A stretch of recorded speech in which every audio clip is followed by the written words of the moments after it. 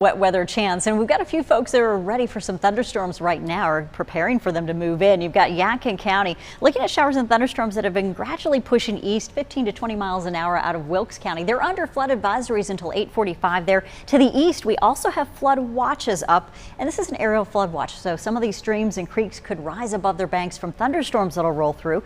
Not everyone will see the flooding, as you see very isolated storms out there right now, but a few more thunderstorms possible up until about midnight could bring in some localized river and creek flooding. We've got thunderstorms here in southeastern Randolph County, just south of Asheboro near the zoo area. Ramseur dry for now. Seagrove also seeing those showers pushing east at this hour. Most of the flow is coming in from the west, so we've got a light westerly wind. It's moving these storms, as we mentioned, very slowly. So Eagle Mills about 623 and 643 for Yadkinville now. We've also got showers forming overhead in Yadkin County, and so you might see a shower storm pull through before that main cell that is producing a lot of heavy rain rates right now for folks there.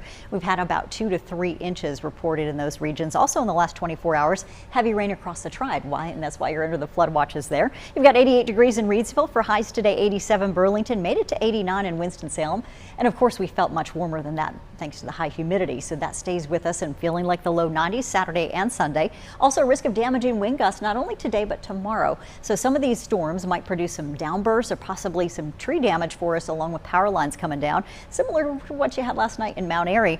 That quick spin up of a thunderstorm late afternoon caused those wind damage concerns there. Frequent lightning, though, heavy rain, everyone can bet on that from those thunderstorms. Even if it's non-severe, because the ground is pretty moist, you might have a tree or two come down, and just regular thunderstorm gusts. Low-level jet stream support through tomorrow keeps us in a flow where we could get some of those severe thunderstorms going in the eastern Triad, also the foothills and mountains under that risk area, and heavy downpours might also be encouraged by that smaller low-level wind speed. We've also got that upper level flow continuing to dive south over the next several days, and that keeps us in a pattern where we could see a couple of thunderstorms, allowing for here at the surface, so a drier air mass, a slightly drier one I should say, on Sunday, and dropping our rain chances back for Monday.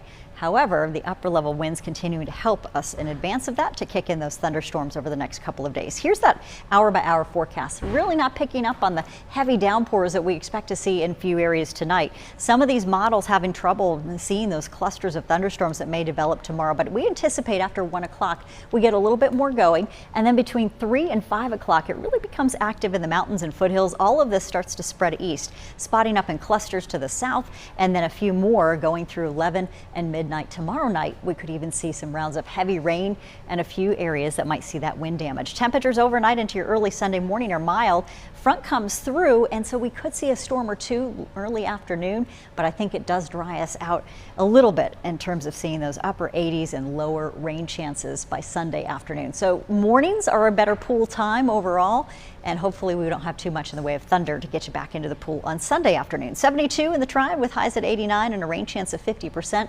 So your impact hours are mainly late afternoon tomorrow all the way up until about midnight. And similar conditions tonight, we've got that flood watch in the Triad up until midnight too. 81 in the mountains, and temperatures feeling like the upper 80s there tomorrow. 7-day forecast stretches out with lots of 90s folks and a severe thunderstorm risk possible late tomorrow afternoon.